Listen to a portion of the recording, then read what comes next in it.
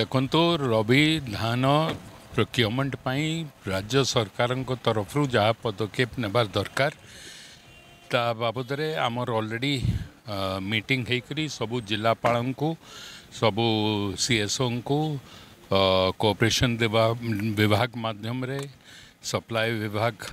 माध्यम रे कृषि विभाग माध्यम रे सूचना जाई सारी एवं जेमती आमर सुरखुल रे खरीफ प्रोक्योरमेंट होता से हिसाब रे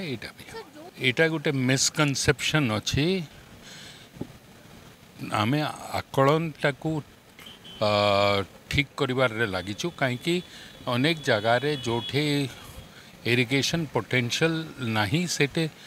बोरवेल माध्यम रे डीप बोरवेल माध्यम रे लोक इरिगेशन फैसिलिटी करी से माने इरिगेट करुछन एवं ताकू करेक्शन जोटा गत वर्ष सरकार किछि करि नथिला आमे करबा पई जाउछु।